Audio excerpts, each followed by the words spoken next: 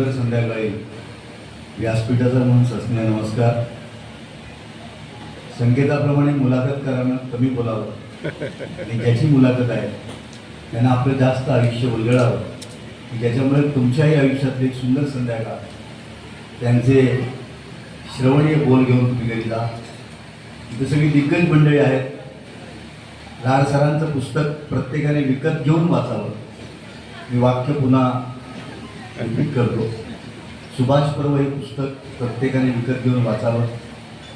तिथले सुपुत्र राज्यातले, देशातले आणि आंतरराष्ट्रीय स्तरावरचे तळवड्याचे पितांबरीचे रवींद्र प्रभुदेसाईंनी जे इथे घोषणा केली, मला वाटतं त्याचं अनुकरण ज्यांना शक्य आहे त्यांनी करावं.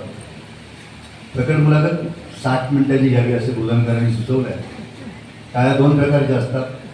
कार्यक्रम चांगला होतो आणि दुसऱ्या टाळ्या असतात. आवडतं घ्या.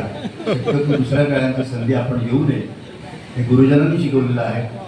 मी लांजापूरचं एवढं सगळ्यांमध्ये गाव मित्रांनो रत्नागिरी. मी गोपटे कॉलेजचा विद्यार्थी. थोडा अवघडलो आहे कारण ह्या भगीरथाची मला त्यांना बोलतं करायचं आहे. पण अवघडलं एवढ्यासाठी प्रभुदेसाई सर आयुष्याच्या प्रत्येक टप्प्यावर आपल्याला चांगल्या गोष्टी कळतात. आज आपल्याला एक मॅच्युरिटी आलेली असते वयाप्रमाणे. पण माझे अवघड दिवस, बेधुंद बदमाशगिरीचे दिवस ज्याने पाहिलं त्याचा साक्षीदार असणारा माझा मित्र कुमार बेंडकर जो लांजातला व्यापारी आहे तो इथं बसलाय. म्हणजे माझी दांडगाई, माझ्या कॉलेजमधल्या हाणामाऱ्या ह्या सगळ्या त्याने पाहिलेल्या आहे. आणि तोच मी आज इथं आहे. आणि तुमच्या सगळ्या दिग्गज माणसांसमोर नारायण जाधव आहे, इथे विलास कोळेकर बसलेले आहेत, विजय कोळेकर त्या इथल्याच मातीतले, तिथल्या नगराध्यक्ष मॅडम आहेत, त्या सगळ्यांच्या समोर विजय कोणकर आहेत, राजेंद्र प्रभुदेसाई आहेत आणि ज्याने या सुभाष पर्वाचा घाल घातला ते विजयराज बोधनकर आहेत. मला वाटतं अशा सगळ्या दिग्गजांसमोर आणि लांजावासियांसमोर बोलणं थोडं अवघड आहे. सर 2 मे म्हणजे महाराष्ट्र दिनाच्या दुसऱ्या दिवशी 1961 साली महादेवलाल आणि रुक्मिणीदेवी या दाम्पत्यांच्या पोटी तुमचा जन्म झाला.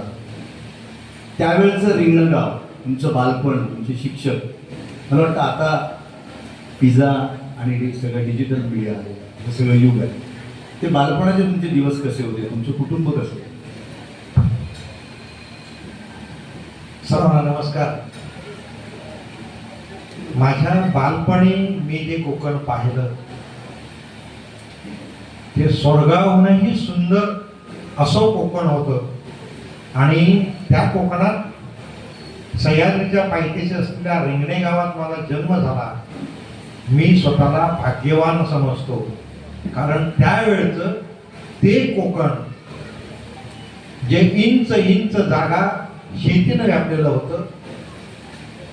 प्रत्येक घराच्या भोवती आसपास अंगण सोडून फळझाडं, फुलझाडं यांनी ते परसबाग असं व्यापलेलं होतं.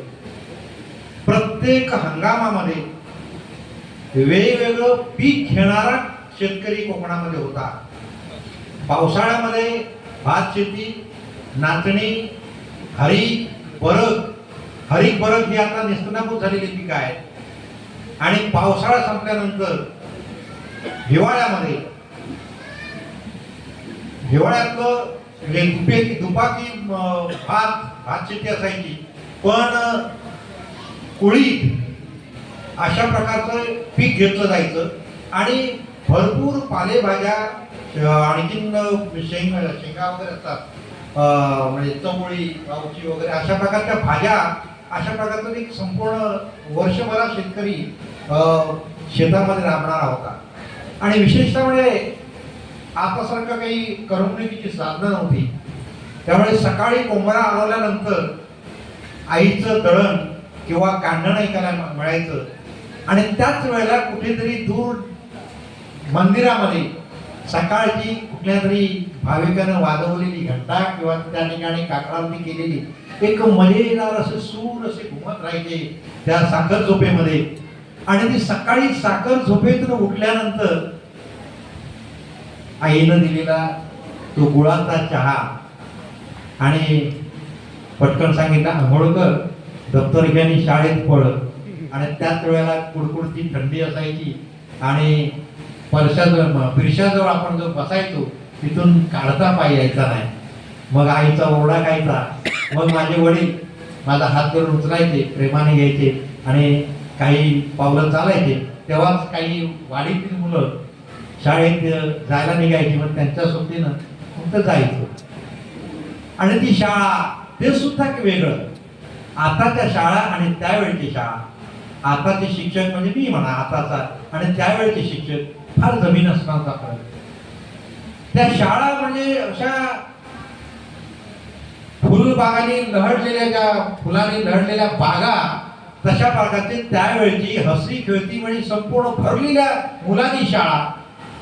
मधल्या सुट्टीमध्ये जसा पूर येतो तशी दरवाजातून मुलं बाहेर पडायची आणि हा गडबड गोंधळ ती परिसरामध्ये चालायची. पारिजातकाच्या झाडाखाली आम्ही बसायचो, तिथे पारिजातकाची फुलं निवडायचो, तिच्या माळा करायचो. हे सगळं होतं. आणि शिक्षक तरी काय, खरा तो एकची धर्म जगाला प्रेम अर्पावे, असो तुला देवा माझा सदा नमस्कार, हंस वाहिनी सरस्वतीच्या पदकमयी रमते, माझे मन पावन होते. अशा वेगवेगळ्या ह्या प्रार्थना असायच्या. आणि प्रार्थना कुठे असायच्या? शाळेच्या पाठीमागे, आमच्या म्हणे मराठी शाळा नंबर 1 च्या पाठीमागे मोठं असं जागा आहे मोकळी. तर त्यावेळेला समस्त गावकरी एकत्र यायचे आणि त्या शाळेच्या पाठीमागे मोठं मंडप घालायचे आणि ती जमीन तयार करून त्याच्यामध्ये ते बसायचे. आणि त्याचं सारवण आम्ही करायचो. मात्र गावकरी मंडप घालायचे. आणि ते दर दिवशी सकाळी, त्यावेळेला 7-8 शिक्षक होते शाळेमध्ये, ते शिक्षक समोर बसायचे पथारी टाकून आणि आमच्या असं समोर बसलेला रांगा. आणि गणा सावंत नावाचे शिक्षक होते, आजही मला आठवतं, पचंगी नेसायचे आणि ते सगळे आरती प्रार्थनेचे सूर आळवायचे. मी आयुष्यात शिक्षक झालो, पण मी नवीन पिढीला शिकवलं नाही. माझ्या त्या शिक्षकांनी शिकवलेल्या त्या प्रार्थनाच मी उभ्या आयुष्यभर मी शिदोरी म्हणून लोकांना पडवल्या. सर, तुमच्या प्रार्थना तुमच्या आजही असतील. प्रत्येकाच्या आयुष्यात प्राथमिक शिक्षण, माध्यमिक शिक्षण, पुढे तुम्ही 11वी-12वी केली. मला वाटतं जिल्हा परिषद शाळा क्रमांक 3 मध्ये तुमचं प्राथमिक शिक्षण झालं. तुमचं माध्यमिक शिक्षण रिंगणाच्या सरस्वती विद्यालयात झालं. आणि शिपोशीमध्ये म्हणजे त्यावेळेचं कोकण, म्हणजे मित्रांनो, कोणाला जर शिक्षा द्यायची असेल शासकीय कर्मचाऱ्याला तर हमखास कोकणात, विशेष करून रत्नागिरी जिल्ह्यात पाठवायची. इतकी दळणवळणाची साधनं नव्हती. आता वंदे भारत तेजसने 4-5 तासात रत्नागिरीतनं पोहोचता येतं, मुंबईत पोहोचता येतं. अशा त्या सगळ्या प्रतिकूल कालावधीत तुमचं प्राथमिक शिक्षण, तुमचं माध्यमिक शिक्षण आणि शिपोशीत तुम्ही 11वी-12वीला जायचं. निश्चित तुमच्याकडे त्याला सायकल पण नव्हती. ती पायपीट, ते चटके रक्त आम्हाला सगळ्यांना जर सांगितले तर निश्चित आमची आज रात्र झोपताना आम्ही अस्वस्थ होऊ. मी माझ्या या पुढच्या शिक्षणासाठी माझे प्राथमिक शाळेचे शिक्षक थापे गुरुजी यांना मी त्यांचं श्रेय देईन. अत्यंत गरीब कुटुंबामध्ये माझा जन्म झाला. माझे वडील शेतकरी, कामगार म्हणतो, मजूर असे होतो आम्ही. आणि त्याही परिस्थितीत माझे वडील मी 6वीत असताना वारले. आईनं पदर खोचून दारूचा धंदाही तिने केला. म्हणजे रात्री 12-1 वाजल्यानंतर ती भट्टी लावायची आणि 1-1:30च्या नंतर आई आम्हाला उठवायची.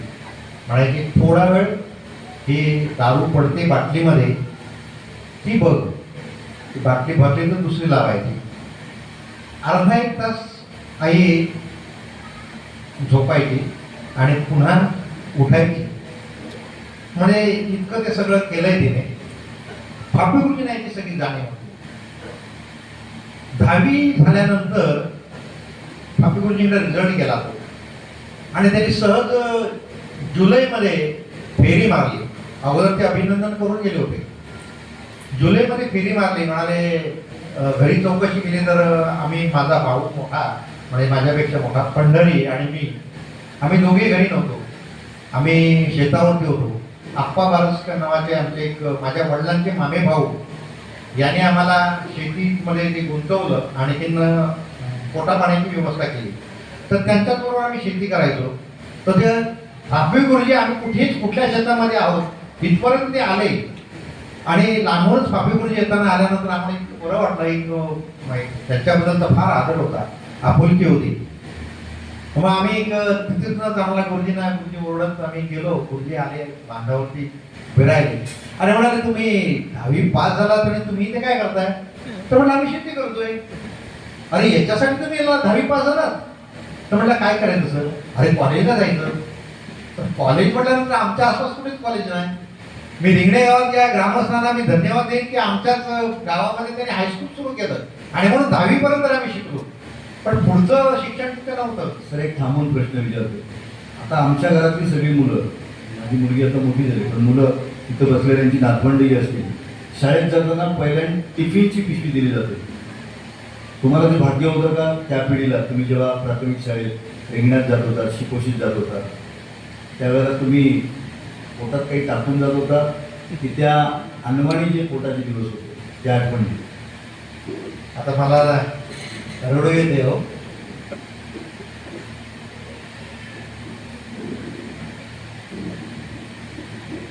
आठवी 9वीला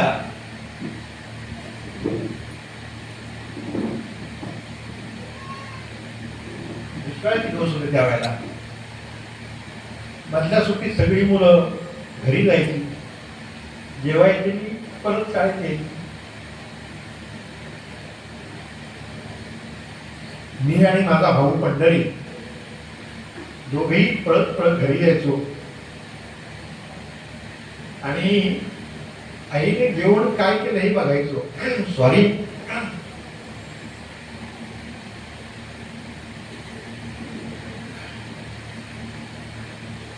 आज दुपारी मला ती परत आठवण झाली. गव्हाचं रवा करायचा, त्या रव्यामध्ये गुळ टाकायचा आणि तिथे आंबील म्हणतो तशा प्रकारची आंबील आई करायची. कारण काही धान्य आणलं तर काही दिवस ते पुरवावं लागायचं. चपात्या केल्या तर मग त्या लवकर संपतील. पण ते आंबील प्यायचो किंवा वडीचं सुद्धा ते आंबील करायचं. म्हणजे काही असेल तर त्याच्यामध्ये पातळ करायचं आणि गुळ टाकायचा आणि ते खायचं आणि पळत जायचं. अशा प्रकारचं मी भाकरी वगैरे हा फार कमी प्रकार होता आणि नाचण्याची असली तर भाकरी. पण ती कधी व्हायची? सराई संपली की नंतर एप्रिल मे महिन्यापर्यंत घरचं धान्य चालायचं. पण त्यानंतर ती आबाळच सुरू असायची आणि मग ते कोणाकडे धान्य म्हणजे याने आणायचं. शेराला 1.25 शेर किंवा पायलीला 1.25 पायली अशा त्या व्याजाने तसं ते धान्य आणायचं आणि ते करावं लागायचं. आणि तुम्हाला एक सांगतो, आमच्या जेवणाचा प्रकार म्हणजे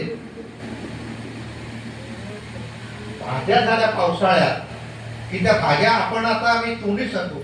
आम्ही त्या भुकेसाठी भाज्या खायचो. आणि त्याही परिस्थितीत तुम्हाला सांगतो आठवण म्हणून, आमच्या शेजारी चक्की होती,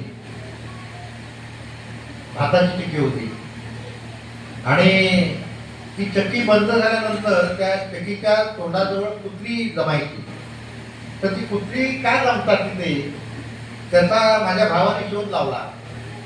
तर म्हणाले या चक्कीमध्ये पीठ असतं आणि म्हणून ती खाण्यासाठी कुत्री येतात. आम्ही आईला म्हटलं, राजादादा म्हणायचे त्यांना, राजाराम पांचाळ, राजादादा जरा बोल ना, ते चक्कीमध्ये पीठ कुत्रं खातात, त्यापेक्षा आम्ही माझी मुलं आणखी काढू. आणि आई म्हणाली त्यांना, बोलली की दादा तुमच्या चक्कीचं तुम्ही पीठ कुत्रं खातात ना, तर आम्ही आणलं तर काय होईल, तुम्हाला काय घेऊ.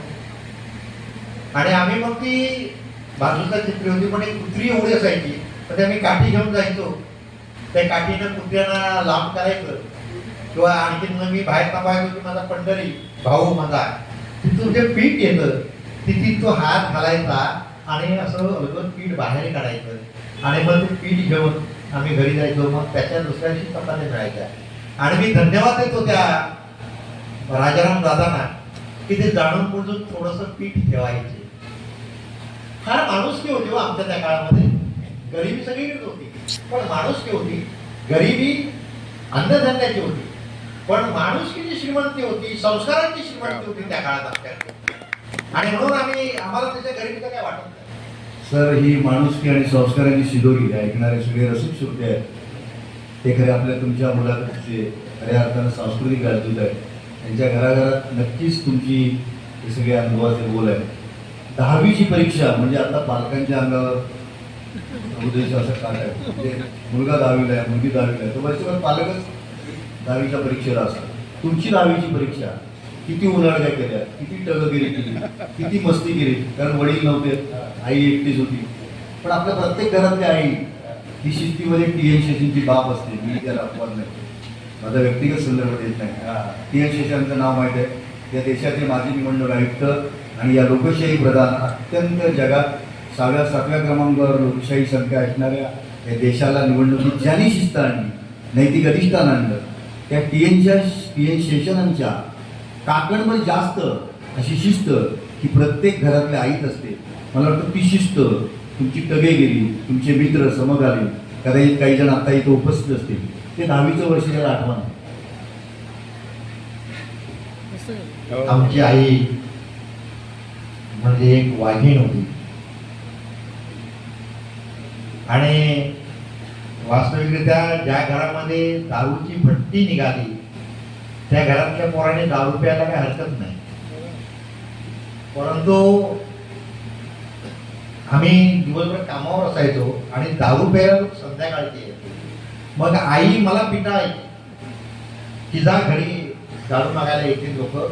त्याला एक माप होतं, ते त्याला एक प्याला होता, तो पावशेर म्हणायचे त्याला, पावशेर. हा, तो पावशेर आणि त्या काळात ते किती होते ते पावशेर त्याने मोजलेले असायचे. ते पावशेर द्यायचं की तेवढे पैसे पण यायचे. हे सगळं गणित होतं.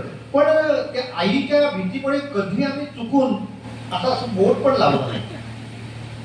दारू प्यायलो नंतरच्या याच्यामध्ये जेव्हा वाटलं असं महाबळेश्वरला गेलो तो सिगरेटही ओढली, कारण तिकडं थंडीत सिगरेट ओढतात ना, ते ओढली पाहिजे, ती निसर्गाची गरज होती. तशी दारूही प्यालो एका मित्राच्या संगतीनं, किंवा एक संचालक होता त्याच्या संगतीत दारू प्यालो. पण नंतर कळलं की ही दारू आपली नाही आहे मला. पण हे सगळं कसं माहिती आहे, एकदा गणपतीतून आमच्याकडे कोकणामध्ये गणपतीत असं दारूचा प्यायचं असतं ना, समजलं. अरे आपण पिऊया, माझ्याकडे तर सुधाकर पेंडेकर आलेले असले ग्रामसेवक. आम्ही दोघांनी ठरवलं असं की अरे म्हणजे फार नंतर ते मी माझी भाऊ वारल्यानंतर माझा गावाला पतपेढी वगैरे मी सुरू केली, कारण का माझ्या घरामध्ये वावर व्हावा लोकांचा, कारण आई एकटी होती ना. आणि त्या नव्यानं एक पतपेढीचा हिशोब काढण्यासाठी म्हणून आम्ही गावी जायचो, म्हणजे गणपतीतून. तर एक दिवस असं आम्हाला वाटलं की गणपतीच्या सणात लोक दारू पितात त्या गौरीच्या दिवशी, आपण का प्यायची नाही, आपण प्यायला पाहिजे. आम्ही दोघांनी भेद केला. सुधाकर पेंडेकर लांच्याला वगैरे यायचे आणि ते क्वार्टर म्हणतात ते आणली आणि त्या वर्षी आम्ही प्यालो, ती क्वार्टर प्यालो. त्याच्यावर मी आईला विचारलं, आई गणपती असताना सगळे पितात, आपण काय प्यायचं. आईनं सांगायचं प्यायचं आहे ना तर माझ्यासमोर बस आणि पी. तर आम्हाला परवानगी दिली.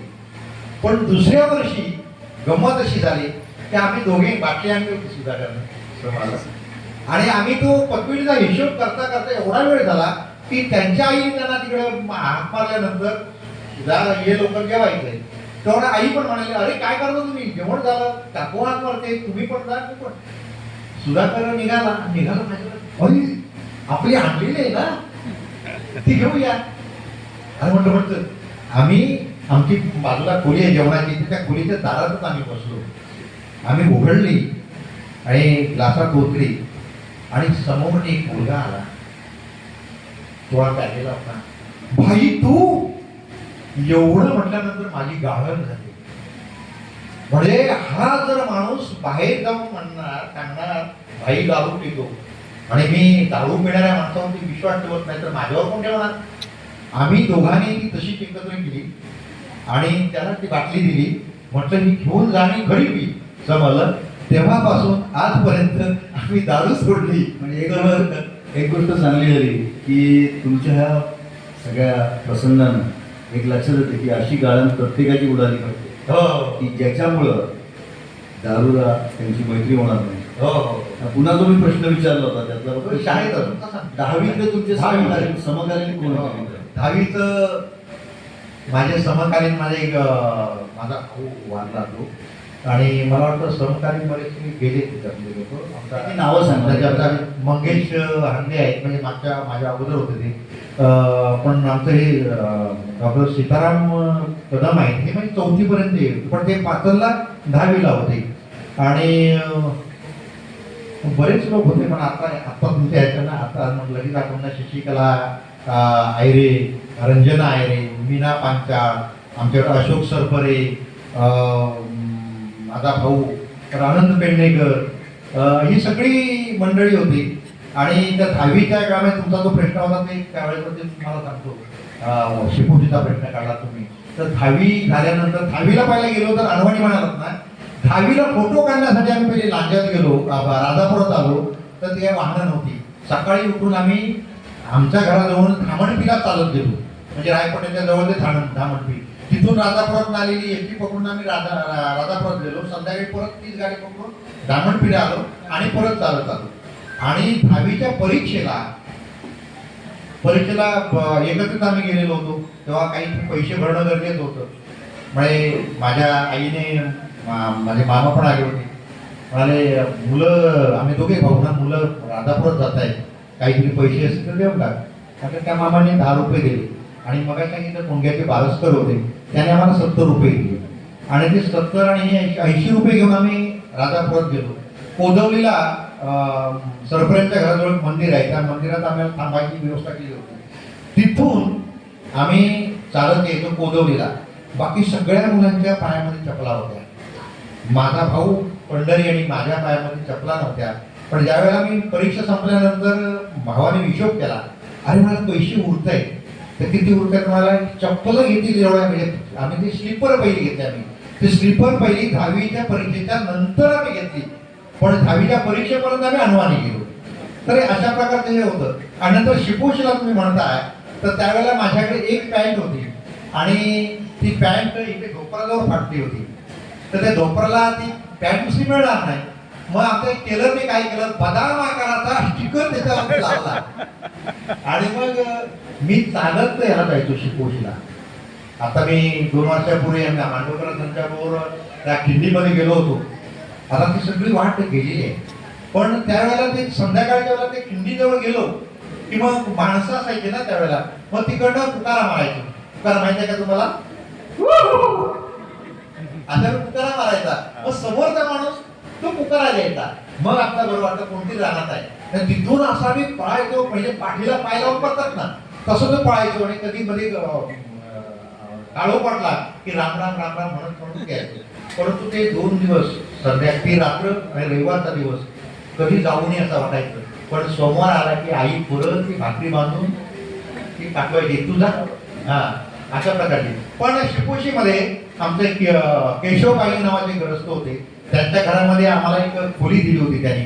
आणि त्यावेळेला मोहन बाळाजी हांदे, प्रदीप आमचा साळुंके हा माझा जिवलग मित्र होता. तिथे आम्ही ते होतो समोर. मग तिथे ती बायो नावाची त्यांची मुलगी होती. ती आता ती लग्न करून आमच्याच गावी आली. ती बिचारी संध्याकाळी आम्ही घरून नेलेले तांदूळ, आम्ही वसतिगृहात राहायचो ना, पण भूक लागायची. 5:30 जेवण व्हायचं शिपोई वसतिगृहात. मग रात्री आग व्हायची ना, मग ती बिचारी आम्हाला भात तूप करून द्यायची आणि स्वतःकडची डाळ वगैरे करून ती गपचूप आम्हाला देऊन टाकायची. असं ते आमचं जीवन होतं. मित्र हो, आत्ताच्या घडीला पुकार आहे, आजच्या पिढीला कळणार नाही. त्याचं प्रात्यक्षिक सरांनी दाखवलं तर मला खात्री आहे, अतिशयोक्ती नाही, तर या पुकाराची जर एखादी राष्ट्रीय स्पर्धा घेतली तरी एंट्री न देता आणि न घेता हा माणूस पहिला येईल याची मला निवड. सर 10वी नंतर 12वी, आणि जसं 12वी किंवा पदवी आपण घेतो तोपर्यंत आपल्याला असं वाटतं की जग आपल्या खिशात आहे, तरुणही असते, बेचूक जीवन असतो, मी त्याला मी अपवत नाही. पण ज्या दिवशी तुमचा 12वीचा रिझल्ट लागला असेल?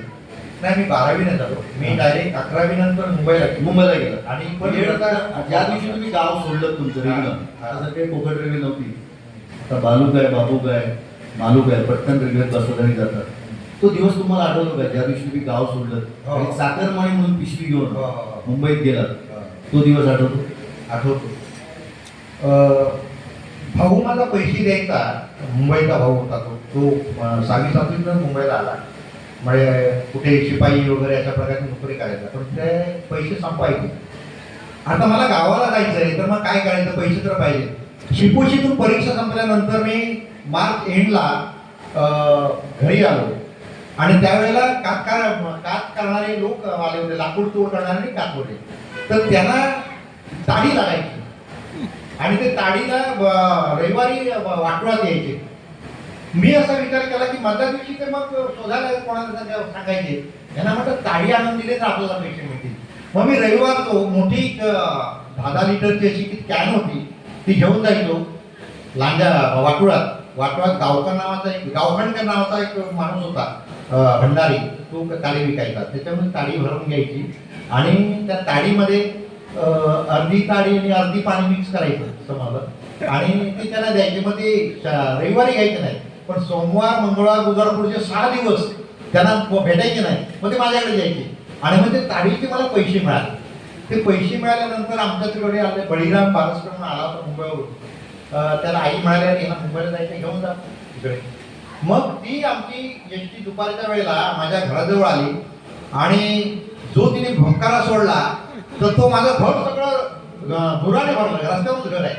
मग माझा बरोबर माणूस गाडीत चढला, मी त्याला शोधत परत मागे गेलो, बळीदादा कुठे आहे, तर आई म्हणाला तो गाडीत चढला. मी दिसलं बघितलं नाही, ते धुरामध्ये तो कळलं नाही. एवढा धूर त्यावेळेला रस्त्याच्या याच्यातून चालायचा ओवायचा. आणि ती गाडी नंतर मग फोरनिकोला आली. फोरनिकोला तिथे मला आजही चित्र आठवतं की प्रभानवलीत खैरवाडी आहे. त्या खैरवाडीच्या रस्त्याच्या बाजूला एक विहीर आहे.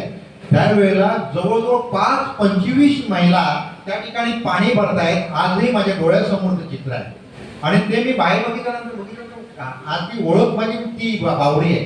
मी आमच्या गणेश चव्हाणांना म्हटलं ते बावडे, तो म्हणाले आहे आता ती बावडीवरती कोण पाणी भरायला जात नाही. ती खोरनिकोला गेली, खोरनिकोला ती परत आली आणि पुन्हा ती कुठे कशी आली काही कळलं नाही, कारण रस्त्यावरती धुरळा होता, झोप आली, गुन्हाचाही होतं. पण तो काय आलो, तो ठाण्याला उतरलो. ठाण्यावरनं टॅक्सी ट्रेन पकडून माझा बाळकृष्ण बळीराम बारसकर होते, ते माझ्या सायनला आमचे एक नातेवाईक आहेत बारसकर, त्यांच्या घरी मी गेलो समाजा.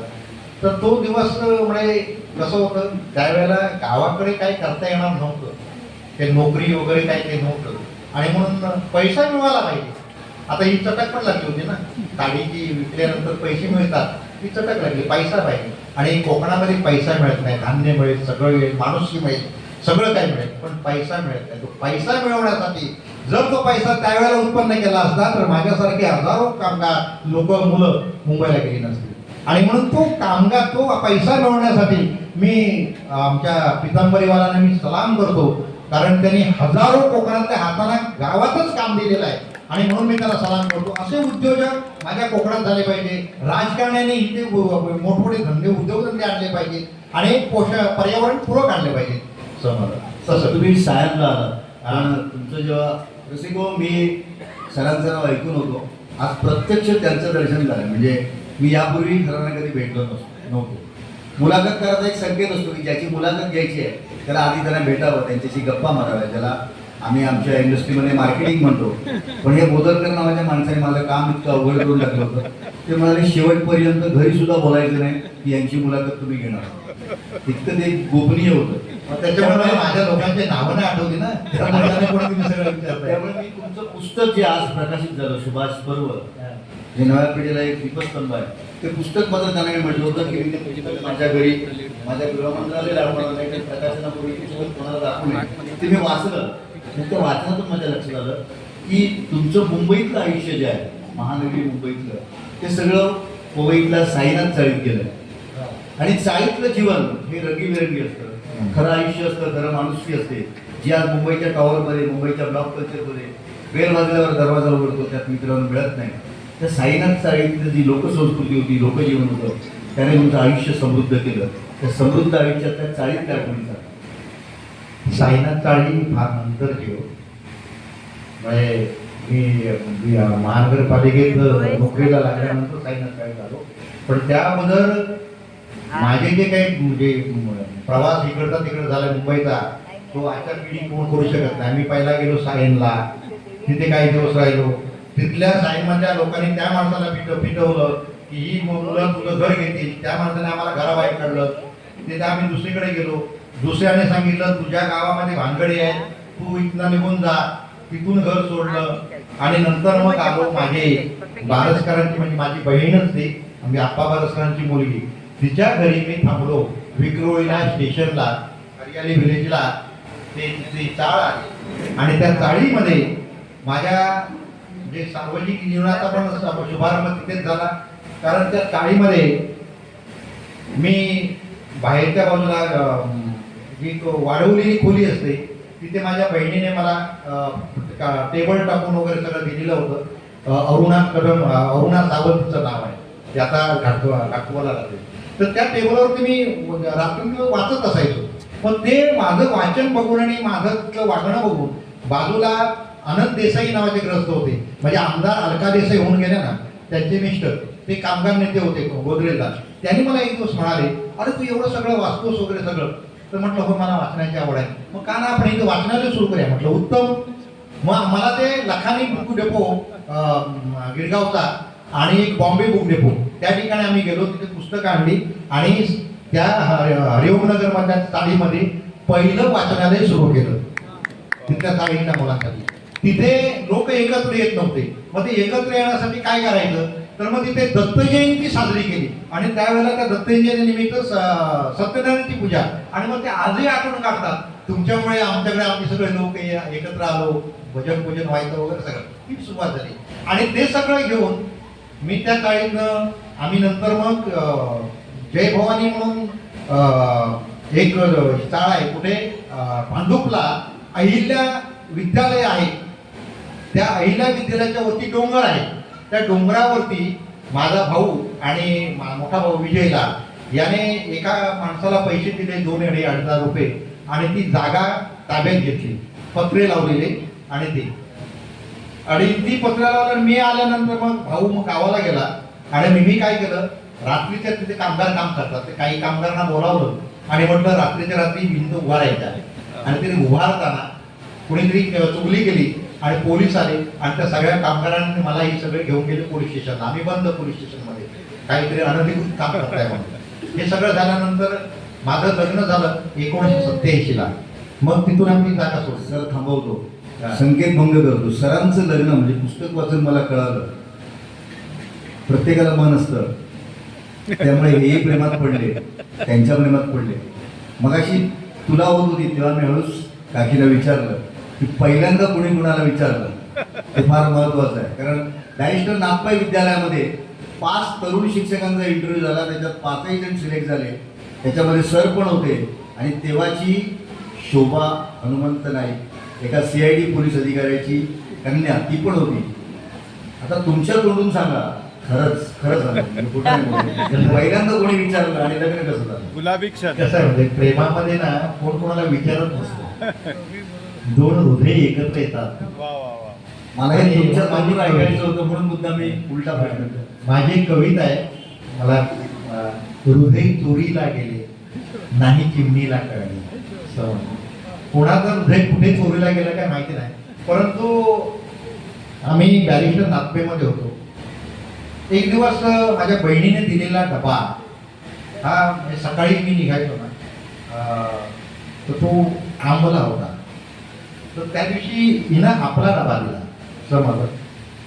आणि मग पुढे आणखी केव्हा तरी आम्ही एकत्र बसायचो जेवायला.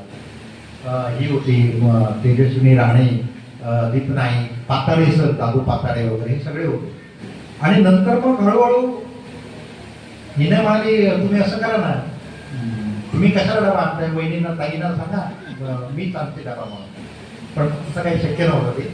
पण हळूहळू ह्याच्यामध्ये शारदोत्सवात आम्ही एकत्र आलो. हा शारदोत्सव आम्ही आमच्या पद्धतीने, कोकणातून आम्ही गेलेली मुलं ना, आमच्या पद्धतीने सुरू केला होता. आणि त्याच्यामध्ये कुठेतरी एक काम करताना एकमेकाला आम्हाला पटलं किंवा ती आहे. पण तिने एक दिवस मला सांगितलं की मी माझ्या घरी बोलले. मला काय बोलले, तर तुम्हाला मी पसंत आहे वगैरे, आम्हाला पसंत आहे आणि तुम्हाला घरी बोलवणार. तर माझ्याकडे म्हणजे माझा भावाचं पण लग्न झालं नव्हतं ना, तर मी कसं काय सांगणार. पण मी घरी गेलो, त्यांच्या काय तेवढं हे नव्हतं ना. मी घरी गेलो, ती घरची माणसं फार प्रेमळ. आता ती कारवारकडची ती माणसं प्रेमळ, आपल्या कोकणासारखी. आणि मग कुठेतरी असं असं वाटलं किंवा आपण एकत्र यायला हवं. पण परिस्थिती तशी ही जरी पोलिसची निरीक्षकाची जरी मुलगी असली पण नंतरच्या काळात तिची परिस्थिती थोडीशी ही होती, माझी परिस्थिती तशीच होती. मग मी जेव्हा लग्न थोडंसं लांबत होतं, भावाचं लग्न झालं त्यावेळेला मी आत्ताने आईला सांगितलं तुला लग्न यायचंच आहे. आणि त्यावेळेला हे आपल्या आई वडिलांना वगैरे घेऊन आली त्या ठिकाणी. मग आईला पटलं की ही माणसं फार चांगली आहेत. बहिणीच्या घरी गेल्यानंतर ही आजही तशी वागते तसं तिनं त्यावेळेला वागली. हिचे स्वभाव कसा आहे माहिती आहे का, ज्या घरात जाईल मी बाहेर असतो पण ही चुलीजवळ जाते आणि अहो बहिणी काय करताय, मी येते ना मदतीला. तशा प्रकारे ही माझ्या बहिणीकडे ताईकडे गेली आणि तिनं त्या ताईला तिनं जिंकलं. म्हणजे ताई पण म्हणाली ही पोरगी चांगली आहे, मी म्हटलं अरे वा चांगला आहे, मी जिंकलो जवळ. आणि अशा प्रकारे पुढच्या ह्याच्यामध्ये ती तयार झाली. आणि मात्र लग्न वेळेला तिने आपल्या नावावर कर्ज काढलं, मी माझ्या नावावरती कर्ज काढलं. माझ्या मोठ्या भावाने काही मदत केली. आणि ठाण्याला मी तुमच्याकडच्या लग्न तुमच्याकडे झालंय समर्थ मंगल कार्यालय म्हणून ठाण्याला होतं, त्या ठिकाणी संध्याकाळचं गोरज पद्धतीनं जेवण झालं. पण मला आजही वाटतं की मी माझ्या लोकांना जेवण देऊ शकलो नाही, फक्त सरबतावरती लोकांना भागवलं समजलं. आणि म्हणून तुम्हाला सांगतो आज कुठलाही कार्यक्रम माझ्याकडे असेल तर मी त्या कार्यक्रमासाठी जेवण दिल्याशिवाय मी पाठवत नाही. हे आज मी माझ्या मनातलं गुपित सांगितलं लोकांना, कारण मुलांनाही माहिती नाही आणि कोणालाही माहिती नाही. कारण जर माझ्या कार्यक्रमाला येणार विरारवर नाही येणार, बोरिवलीवर नाही येणार, इकडनं येणार तर ते जाऊन बरोबर होत नाही. आणि म्हणून मी छोटा जरी कार्यक्रम असला तरी, आणि माझी बायको किंवा माझी मुलं भावंड सगळी माझ्या ज्या माताची संमती असतात किंवा माझे जे कार्यकर्ते आज जो हे कार्यक्रम केलाय ना हे सुद्धा माझ्या मताची सहमत असतात. आणि त्याचा छोटाही कार्यक्रम आजही जेवण ठेवलंच असेल समजलं, मी न सांगता सांगतो बघता सांगतो, कारण मला आज पण काही सांगितलं नाही मला काय म्हणजे हे त्याच्या पाठीमागचं का. पण सर नियती कशी विलक्षण असते, त्यातला एक सकारात्मक भाग देऊया. जसे को महाराष्ट्र कर्नाटक सीमावाद आजही भिजत पडलेला आहे. पण त्यावेळेचा रिंगणाचा एक सुपुत्र महाराष्ट्रातला कर्नाटकातल्या एका तरुणीच्या प्रेमात पडला आणि समर्थ विद्यालयात तुमचं लग्न झालं. तुमच्या आयुष्यातली खंत आहे की तुम्ही कोणाला जेवण खाऊन तुम्हाला देता आलं नाही, पण तुमच्या भविष्यातल्या तुमच्यातल्या कार्यकर्त्यांना अनेकांना तुम्ही जेवण देऊ त्या दिवशी देऊ शकलं नाही, पण अनेकांची जीवन घडवली. मला वाटतं ते ह्या माऊलीमुळे झालं, म्हणून हिच्यासाठी जोरदार करा. मुलाखत मी 2 तास 3 तास पण घेईन, पण वेळेचं भान आयुष्यात प्रत्येकाने ठेवायला असायला पाहिजे. त्यांचे जे संयोजक जावई आहेत त्यांनी काना देऊन सांगितलं 8:50ला मुलाखत संपवायची आणि वेळ पाळावी, हे गुरुजनांनी शिकवलं असल्यामुळे आता आपण मुलाखतीच्या शेवटच्या टप्प्यावर यावं. मी जे विचारतोय तुमचं आयुष्य इतकं आहे सर, 10 दिवस जरी तुम्ही अखंडपणे बोलत राहिलात तरी असंच लोक ऐकत राहतील, टाळ्यावर होतील. तुम्ही BMC मध्ये मुंबई महानगरपालिकेत शिक्षक म्हणून लागला, ड्रॉइंग टीचर लागला नाही, शिक्षक म्हणून लागला. नंतर तुम्ही स्काउट गाईडमध्ये काम केलं आणि हे सगळं करत असताना 24 तास तुमच्या कानामध्ये रिंगणे हा जो नाद घुमत होता. आणि त्यातूनच राजापूर लांजा तालुका संघ या संघाची तुम्ही समरस झाला. अनेक 13 संमेलनं केली. मी विस्तृत प्रश्न विचारतोय कारण धावत्या जग जसं असतं तसं तुमचं उत्तर मला अपेक्षित आहे. आणि ती 13 संमेलनं 11 संमेलनं माचासारख्या ठिकाणी तुम्ही वाचनालय सुरू केलं. कोविडच्या काळात अनेकांना तुम्ही मदत केली, मास्क दिलेत. पण मित्रांनो 1921 साली बोधनकर साहेब चिपळूणला जेव्हा चिपळूण महापुरात बुडालं तेव्हा हा माणूस 21 सीटर गाडी घेऊन साधारण 5 लाख रुपये या माणसाने जमवले होते आणि तुम्ही चिपळूणला गेला होता. मला वाटतं तो सगळा प्रवास मोजक्या शब्दात सांगितलं तर आजच्या मुलाखतीचं काहीतरी आम्ही चांगलं ऐकलं असं होईल. नाहीतर मला असं वाटेल की एका महान माणसाच्या आयुष्याचा बोधपट आपण गुंडाळून टाकला. म्हणून तुम्ही बोला. काल मी चिपळूणला होतो, म्हणजे शिवाजी सयाजी पेडणेकर आमचे कार्यकर्ते आहेत ते त्यांच्या मुलाच्या लग्नाला होतो आणि मी लिफ्ट जवळ उभा होतो तर समोर एक माणूस आला आणि मला नमस्कार केला. नमस्कार साहेब. सुधाकर पेडणेकर पण माझ्यासोबत होते. तर सर मी आपला आभारी आहे. म्हटलं का हो, बाबा तुम्ही ओळखलात नाही? म्हटलं नाही. अहो म्हटलं चिपळूणला तुम्ही मदत घेऊन आला होतात ना, तो साहिल खेरडकर मी तुम्हाला तुमची मदत घेतलेली आहे. इतकं मला बरं वाटतं ना. पैसे किती दिले नाही काय दिले कोणाला काय त्याचं हे नसतं, भान नसतं. तर आमच्या आणि अवश्य म्हणून सांगतो मी हे सगळं केलेलं नाही. माझ्या कार्यकर्त्याला मी रात्री 6 वाजता फोन लावला. तो कसा लावला? त्याच साहेबजी पेडणेकरांना मी रात्री फोन लावला चिपळूणमध्ये अहो तुमच्याकडे पाणी किती आहे? तर ते मला 11 वाजता म्हणाले आमच्या मजल्यापर्यंत आले पण आमच्याकडे आलं नाही.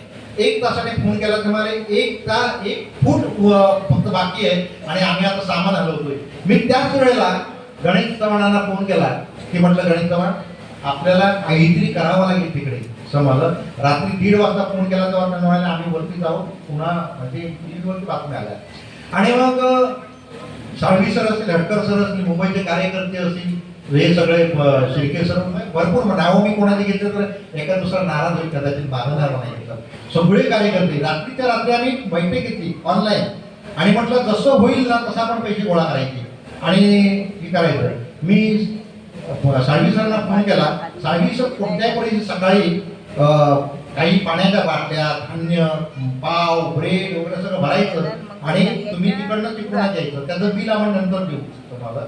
आणि आश्चर्याची मला गोष्ट सांगतो कारण तिकडनं सावित्री नदीवर ते सगळं बंद होतं तिकडचं. त्याच्यामुळे तिकडनं मुंबईची मदत फार उशिरा पोहोचली. पण राजापूर लांजा तालुका नागरिक संघाच्या इथल्या स्थानिक कार्यकर्त्यांच्यामुळे 1 गाडी भरून सामान प्रथमताच ते चिपळूणमध्ये गेलं. आणि त्याचं आज मला ते काल मला ते बरं वाटलं की कोणतरी माणूस आला, साहिल खेरडकर नावाचा मुसलमान माणूस आला आणि ते मला त्या हिशोबाने सांगतोय की सर तुमचा मी आभारी आहे. म्हणजे माझा म्हणणं राजापूर लांजा तालुका नागरिक संघाने जे केलेलं काम आहे सर वाचन संस्कृतीचा मूलस्रोत जो आहे तो असं साहित्य संमेलन अगदी मोजक्या शब्दात साहित्य संमेलन असं ग्रामीण भरवावं हा महाराष्ट्रातला देशातला एक अभिनव उपक्रम आहे. म्हणजे इतर राज्यांच्या सगळ्या भाषा श्रेष्ठ आहेत, तिथलं साहित्य श्रेष्ठ आहे, त्या तपशिलात जात नाही. पण हा अभिनव आणि स्तुत्य उपक्रम आहे. हा नेमका कसा संपला असं म्हणजे सुचला तुम्हाला तो अगदी मोजक्या शब्दात हा वेळ फार कमी आहे. मुळात मी 6वी पासून कविता करणारा माणूस. माझ्याकडे कवितांचं बाळ आजही मी त्या हे करतो. वयाची 50 झाली तरी माझं पुस्तक होऊ शकलं नाही कारण माझ्या पाठीवर कोणी हात. आज तुम्ही गाणी ऐकली पण त्यावेळेला मला असं कोणी म्हणालं नाही गाणी छान करतोस, अरे व्हायला पाहिजे असं जर कोणी म्हणालं असता तर मी पुस्तक काढलं असतं किंवा एखादा प्रकाशक कोणी असं तयार झाला नाही पुस्तक छापायला. हे माझ्यासारखे असंख्य लोक या ठिकाणी आहेत कोकणामध्ये. कारण कोकणातलेच लोक सगळीकडे पुढे आहेत परंतु जातात पुढे पुण्या मुंबईला जातात आणि नाव कमवतात. पण माझ्या इथल्या माणसानं काम काय करायचं. मी ज्यावेळेला पहिला उपाध्यक्ष झालो या संघाचा त्यावेळेला माझ्याकडे एक प्रोग्राम होता की आपण या गावखेड्यातल्या लोकांच्या पाठीवरती हात फिरवला पाहिजे कारण त्या लोकांनी कोकणाचा विकास केला. गावाचा एक माणूस जो असतो तो राष्ट्रपिता असतो. त्याच्या डोक्यातून एक संकल्पना निघते आणि ती गावाचा विकास होतो. त्याच्यानंतर ते स्वप्नाला आघात देतात लोक पण तो राष्ट्रपिता असतो. त्या माणसाचा शोधून सत्कार करायला पाहिजे ही माझ्या डोक्याची कल्पना होती. आणि मी जेव्हा उपाध्यक्ष झालो आमचे खांडेकर अध्यक्ष होतो तेव्हा आमच्या कमिटीला सांगितलं की आपल्याला अशा लोकांना शोधायचंय आणि त्याला पुरस्कृत करायचंय. कोणाची फाईल भरायची नाही. तुमच्याकडे आम्ही माहिती घेणार. सुभाष दार कसा आहे तो चांगला आहे. सुभाष दार शिक्षक आहे. लांजाच्या बाजारात मंगळवारी वेळ बसतो का फिरतो का नाही मग तो चांगला माणूस आहे. त्याचा रिझल्ट वगैरे येतं. ही गावाखेड्यातनं माहिती घ्यायची आणि त्याला पुरस्कार द्यायचा. आणि या पुरस्काराचा कार्यक्रम आम्ही 2014ला केला. ते ओढीच्या हायस्कूलला महादेव पाटील त्या ठिकाणी आले.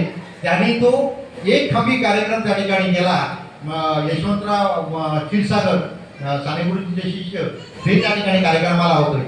आणि आज जो स्टेजला आज पुढच्या दिवसात तुम्हाला त्या कार्यक्रमाची सुरुवात महादेव पाटलांच्या त्या कार्यक्रमापासून सुरुवात केली की त्यांनी लावलेला होता. पण मला तो कार्यक्रम असा करायचा होता की मी त्याला सांगितलं ह्या पुढच्या सगळ्या पहिल्या काळा आणि पहिल्या रांगेत लावा. त्यांनी तसं केलं आणि सगळ्या पाहुण्यांना मी रांगेत बसवलं आणि तो कार्यक्रम इतका यशस्वी झाला की तो यशस्वी झाल्यानंतर तळवण्याचे दिगंबर पाटोळे सामाजिक कार्यकर्ते त्यांनी आमच्या पुरस्कारासाठी 25,000ची देणगी दिलेली होती. ते सुद्धा त्या ठिकाणी आले होते आणि त्यांनी उत्स्फूर्तपणे सांगितलं की पुढच्या वर्षी हा कार्यक्रम आमच्याकडे असायला हवा. तो कार्यक्रम माझ्या घोळवत असताना त्या शिकूया ओळीच्या कार्यक्रमामध्ये 2.5-3 तासामध्ये तो कार्यक्रम संपला. अरे कुणाला पुरस्कार दिला त्याच्याशी काही वाचला नाही. कुणाच्या कलागुणांना तिथे मिळाला नाही. काही झालं नाही. मग पुढच्या वर्षी हे करायचं कार्यक्रम करायचा आहे तर मी पाटोळेला जाऊन भेटलो की म्हटलं पाटोळे सर आपल्याला कार्यक्रम वाढवायचा आहे थोडासा. तेव्हा तुम्हाला जे करायचं नाही ते करा. माझं काय ते मला सांगा मी ते करायला तयार आहे. आणि माझ्याबरोबर रिंगणे हायस्कूलचे प्राचार्य निंबाळकर सर होते. तर त्यांच्याशी मी चर्चा करताना म्हटलं निंबाळकर सर आपल्याला हा कार्यक्रम एक रात्र तर असा करायचा आहे आपल्याला काय करता येईल. तर ते म्हणाले सर ग्रामीण साहित्य संमेलन म्हणताय. माझ्या डोक्यात प्रकाश पडला. अजून म्हटलं ग्रामीण साहित्य संमेलन भारतीय साहित्य संमेलन जाणारा माणूस म्हटलं ते ग्रामीण साहित्य संमेलन कशाला. आपण अखिल भारतीय साहित्य संमेलनाची छोटी प्रतिकृती तयार करूया आणि त्याप्रमाणे त्या साहित्याची ती संमेलनाची छोटी प्रतिकृती ग्रामीण मराठी साहित्य संमेलन. मला वाटतं ती प्रतिकृती नव्हती छोटी, तो एक वेगळा इतिहासाचं नवीन पाऊलवाट होती आणि त्या पाऊलवाटेतून राजपथ झाला. एकच संदर्भ सांगतो, विलास कोळेकर इथं बसलेले ते आहेत. पहिले अध्यक्ष आहेत ना, हा, पहिल्या साहित्य संमेलनाचे अध्यक्ष ते आहेत. त्यांचे ज्येष्ठ बंधू आहे, माझे वर्गबंधू नाहीत किंवा माझे वर्गमित्र नाहीत, पण चांगले स्नेही मित्र आहेत. महाराष्ट्राच्या पत्रकारितेतला एक अध्वर्यू माणूस ज्यांना मी भीष्माचार्य समजतो, त्यांना मी परवा तुमच्या या कार्यक्रम या पुस्तकामध्ये तुमच्या सुभाष परब यांचा लेख आहे, त्यांना मी फोन केला होता अजून संपर्क.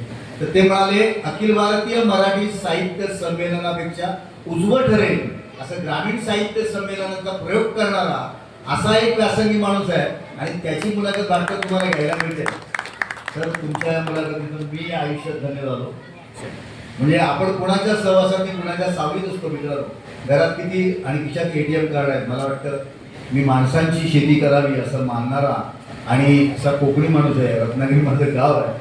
सर जाता जाता मला फक्त अगदी शेवटच्या टप्प्यावर तुम्हाला एवढंच विचारतंय, मोडी लिपीची आवड तुम्हाला कशी झाली? अगदी थोडक्यात, कारण अजून एक दोन प्रश्न आहे. आमच्या साहित्य संमेलन यशस्वी का होतं त्याच्यात एक गमत असंच आहे. तर आमच्याकडे पैसे एक मिनिट माफ करा, मी संदर्भ एवढ्यासाठी सांगितलं. माझ्या दूरदर्शनच्या नोकरीत गांगल सर तुम्ही माझ्या नोकरीचे साक्षीदार आहात. मी 21 अखिल भारतीय साहित्य संमेलनाची ऑन ड्युटी चित्रीकरण केली, त्यामुळे तिथलं संयोजन मी पाहिलंय. सगळी उद्घाटनाला स्टेज इतकं मोठं असतं, सध्या तर 40-50 फुटाचं स्टेज असतं, पण ह्या माणसाने अशी प्रथा सुरू केली की स्टेजवरती खुर्च्या लावायच्या नाही.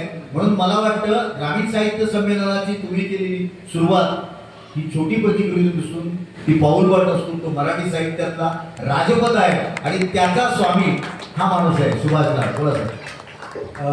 आमच्या साहित्य संमेलनामध्ये लोक मला कधी बोलतात तुमच्याकडे यायचं मानधन मिळत नाही, पण त्याचं सगळं पाया कोणी घातलेलं आहे त्याला तुम्ही दोष द्यायला पाहिजे.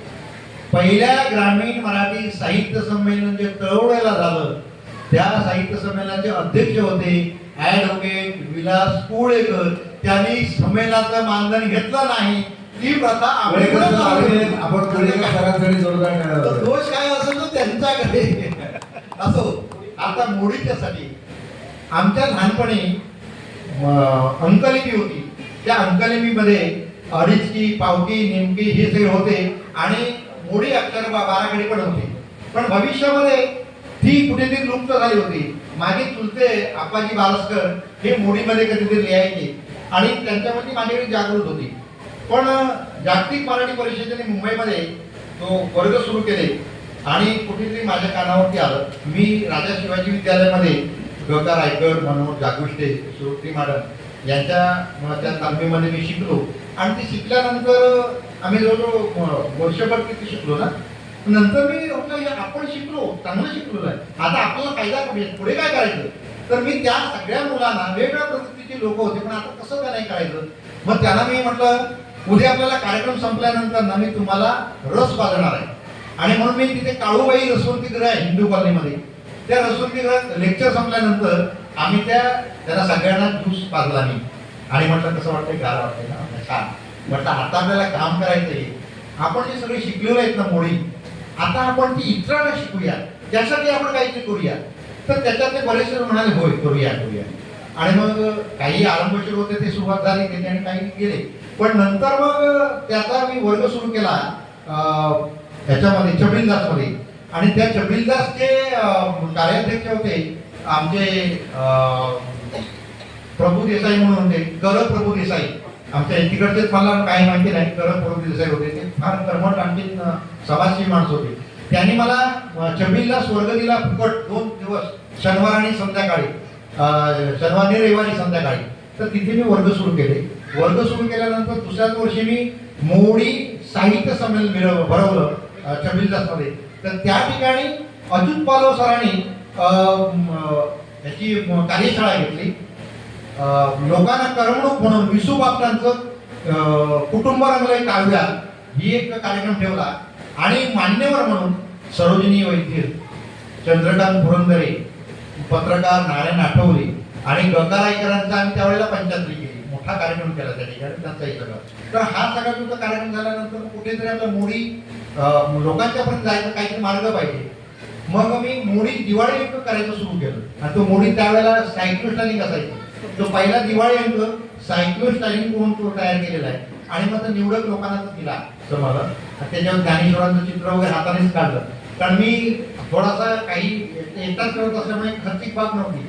पण दुसऱ्या वर्षी पण तसंच केलं. तिसऱ्या वर्षी मला अच्युत पवारांची ओळख झाली. फॅमिली स्टोअरचे मालक आप्पा जोशी हे सहज जाताना मला म्हणाले, ओ लाडभाऊ, आमच्यावरती पण ते अच्युत पालव म्हणून राहतात, ते मोडीचं काही काम बघतात, ते त्यांना जाऊन भेटा.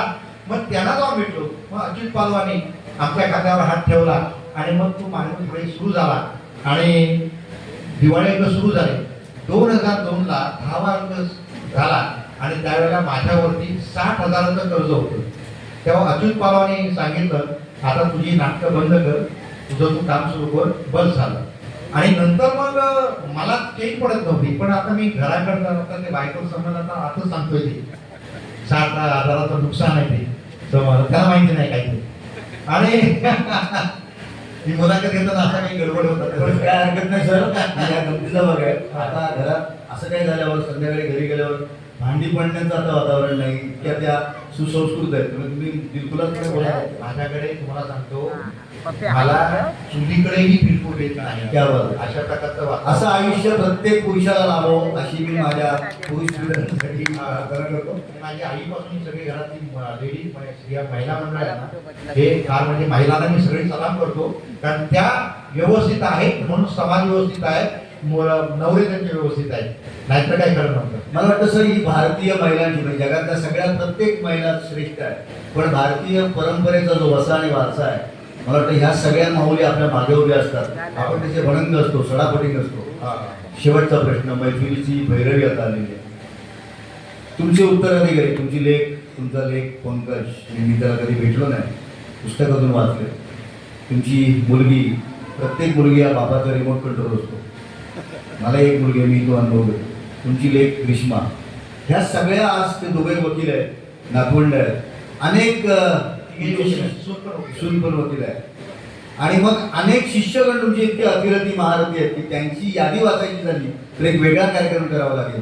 मला वाटतं या 65च्या टप्प्यावर अशी काही खंत आहे का, की असं काही एखादा आवडीची गोष्ट, म्हणजे हार्मोनियम वाजवायचं राहून गेलं, शिकायचं राहून गेलं, अशी एखादी गोष्ट तुम्हाला अशी वाटते की ती आयुष्यातली ती खंत आहे माझी, मला हे करायचं राहून गेलं. आणि आत्ताचं कोकण आणि विस्तारणारं जग इकडं बघताना खऱ्या अर्थानं मुंबईहून परत झालेला तुमचा परतीचा प्रवास, तुम्ही खरे किती आनंदी आहात हे सांगा. म्हणजे तुमच्या आनंदाच्या राशीतलं त्या ठिकाणी मुठभरशी चिमूट आम्ही नक्कीच घेऊन जाऊ आणि तुमच्या शेवटच्या माझ्या प्रश्नानं आपल्या या कार्यक्रमाची आणि प्रकट मुलाखतीची मित्रांनो आपण सांगता करूया. काय माहिती का, मी माझ्या आयुष्यामध्ये जे करायचं होतं ते केलं आणि त्याच्यासाठी जी आवश्यक मंडळी होती ती भरभरून मिळाली. मी त्या बाबतीत फार समाधानी आहे. मगाशी दुपारी कोणाकडे बोलताना म्हटलं की मी माझ्या सामाजिक कार्यातला मानसपुत्र मी अगोदर गणेश चव्हाणांना मी ठरवलं होतं, परंतु त्यांनी त्यांच्या पायावर दगड मारून घेतला, कारण त्यांनी एवढे मानसपुत्र गोळा केले ते आता वाटणी करताना त्यांच्याकडे 10 पैसे पण मिळणार नाही समजलं. कारण का सगळेच गणेश चव्हाण झाले. मी नाव घेण्यापेक्षा म्हणजे काय ते काय आहे, तर सगळे जण म्हणजे तुम्हाला एक सांगतोय गोष्ट, माझी मुलं माझ्यावर प्रेम करतातच, पण ते एक साळवी सर आणि हटकर सर इथे आहेत गावाकडे. म्हणजे मी इथे कोकणात घरात लांजव हे माझं घर आहे.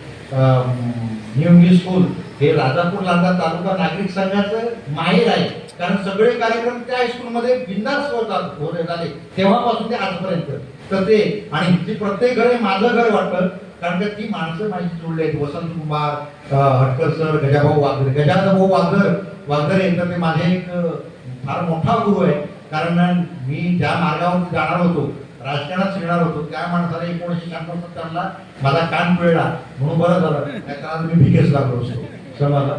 अशी परिस्थिती राजकारण बघितलं तुम्ही. तर ते ही सगळं करताना मानसपुत्र हे सगळेच आहेत, सगळे मानसपुत्र आहेत. नाव घेत नाही कारण वाढणार आहेत आणखी, नाही तर येणार तर कमी होतील पुढची, यांची यादी संपली म्हणतील, तेव्हा ते नावं सांगत नाही. पण समाधान एवढ्यासाठी आहे की मला आज हा कार्यक्रम बघितल्यानंतर मी म्हटलं की 65 नंतर मला थांबवण्याचा विचार आहे की काय यांचा, कारण याच्या पुढे मला यांच्यामध्ये ढवळाढवळ करायची गरज पडणार नाही. मात्र खंत एवढी आहे काय सर, आज कोकण होस पण फार वाईट वाटतं. कष्टाचं धान्य खायची आता कोणाची इच्छाच राहिली नाही. रेशनचं किंवा दुकानावरच राशन खायचं, धान्य खायचं, ही मानसिकता बदललेली आहे. ती मानसिकता बदलली पाहिजे. आपल्या मोरीच्या बाहेर पाणी जातं, त्या पाण्यापुरता तरी एखादी केळ लावा. एक केळीचा घड वर्षभरातून मिळेल, त्याच्यातला आनंद केवढा मोठा आहे, हा आनंद शोधण्याचं काम कोकणी माणसाने करायला पाहिजे. आज सगळंच आम्ही विकत घेतोय, सगळंच मजुरामार्फत करतोय. आणि म्हणून शेवटचा माझा प्रोजेक्ट चालू आहे शिपोशी गावामध्ये, आनंददायी सहकार शेती. तिथला मी माजी विद्यार्थी, त्या माजी विद्यार्थ्यांनी मला एकदा बोलावलं आणि म्हणाले आमची शाळा बंद पडते. म्हटलं तुमचीच काय, सगळ्या शाळा बंद पडत आहेत. त्याला कारण काय? तर कारण म्हणजे नवीन जन्मदरच नाही आपल्याकडे.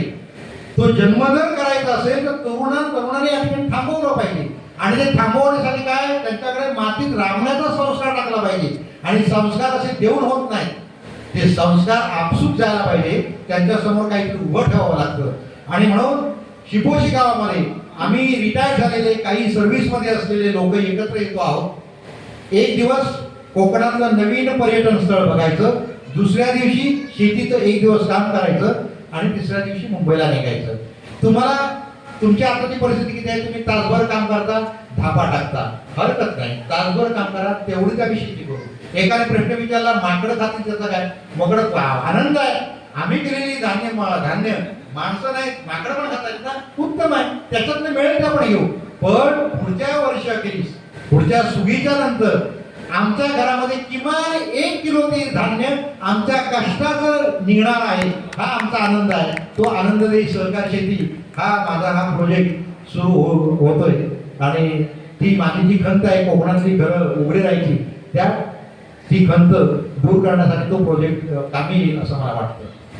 सर, तुमचा आनंददायी शेती हा जो उपक्रम आहे शिपोशीतला, हा राज्यात, देशात आणि जगात जावं. तुम्ही जी खंत व्यक्त केली आहे ती प्रत्येक कोकणातल्या माणसाने आणि या राज्यातल्या ग्रामीण माणसानं लक्षात ठेवली पाहिजे. आणि मी फार सुंदर वाक्य सांगितलं आहे. मित्रांनो, माझी पिढी किंवा तुम्ही बसलेले जे समकालीन आहात, मी निवृत्त आहे, कोकणचा कॅलिफोर्निया होईल असं ऐकून आमची पिढी गांधलसर मोठी झाली. कोकणचा कॅलिफोर्निया झाला की नाही मला माहीत नाही, पण आम्ही सगळे चाकरमानी इतक्या स्पीडने वाऱ्याच्या वेगापेक्षा जास्त मुंबईत पोहोचलो.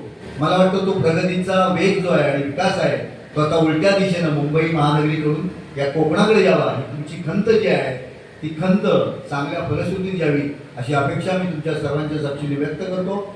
आणि तुम्ही कवी असल्यामुळे, तुम्ही मगाशी वसंत कुंभारांचा उल्लेख केला, रसिको राजेंद्र प्रसाद मसूरकर इथं साहित्यिक आहेत, अनेक साहित्यिक इथं आहेत. असाच एक कोकणातला अजरामर कवी, पण त्याचं मोल कोकणातल्या माणसांनी केलं नाही. सावंतवाडीचे कवी वसंत सावंत, त्यांच्या ज्या अजरामर पंक्ती आहेत, अशा लाल मातीत जन्मास यावे, जिथे नांदते संस्कृती भारताची, दारात वृंदावना, जिचा रंग देई रक्तास चेतना. मला वाटतं या सगळ्या ओळी या महापर्व अशा भीष्माचार्याला आपण अर्पित करूया. आणि जाता जाता पाळगावकर म्हणाले होते, सांगा कसं जगायचं, कणत कणत की गाणं म्हणत, तुमचं तुम्हीच ठरवा.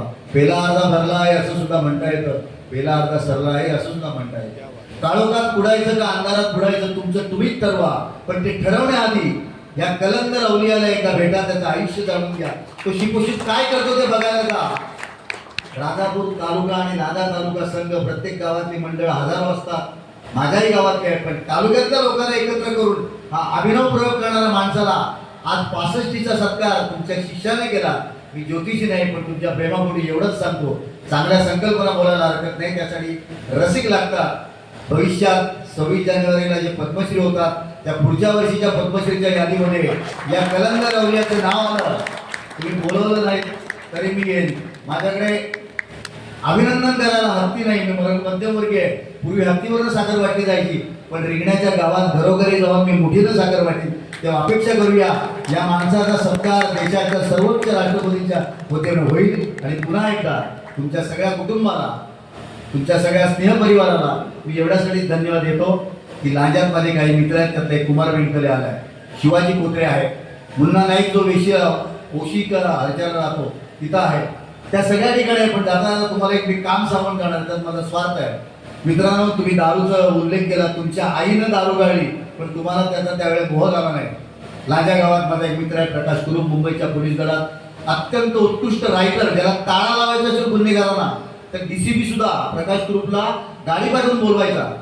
पण मी आज गेले अनेक वर्ष, 2 वर्ष 3 वर्ष प्रकाशचा मागोवा एक वेळचा विद्यापीठाचा आंतरराष्ट्रीय असा खेळाडू, विद्यापीठ स्तरावरती खो खो खेळणारा, ॲथलीट खेळणारा, आज दारूच्या व्यसनानं तो इतकं त्याचं आयुष्य बर्बाद झालंय. प्रसंगी अंगावर कपडे न घेताना तो नाचात फिरतो. दुपारी तुमच्याच एका कार्यकर्त्याने मला त्याची वस्तुस्थिती सांगितली. कधीतरी सर तुम्ही त्याला भेटा. या माणसाचा परिस्पर्श झाला तर मी खात्रीने सांगतो त्याचं आयुष्य सुंदर होईल, त्याचं व्यसन जाईल. आणि आज बिनवस्त्रानं फिरणारा प्रकाश ग्रुप उद्या जर वस्त्राने चांगला सुसंस्कृत नागरिक झाला तर तुमच्या आयुष्यातल्या अनेक आयुष्य तुम्ही घडवली. त्यातल्या एका माणसाचं आयुष्य घडवल्याचा आनंद माझ्यासारख्या तुमच्या स्नेही मित्राला मिळेल एवढी अपेक्षा व्यक्त करतो. पुन्हा एकदा तुमच्या सुभाष पर्वाला माझ्या शुभेच्छा देतो. आणि हे पुस्तक देशाच्या राष्ट्रपतींना, देशाच्या पंतप्रधानांना, देशाच्या मुख्य सचिवांना, राज्याच्या मुख्यमंत्र्यांना, राज्याच्या मुख्य सचिवांना आणि भाषा मंत्र्यांना पाठवा. त्या सगळ्यांची यादी देतो. त्यांना कळून दे कोकणातला माणूस हे काय करू शकतो. आणि असं सुभाष पर्व या कोकणच्या मातीत, या कोकणच्या घराघरातून, अंगणातून असंच निनादत राहो, ज्याच्यामुळे कोकण बोस पडणार नाही. जय हिंद, जय महाराष्ट्र, जय सुभाषराव.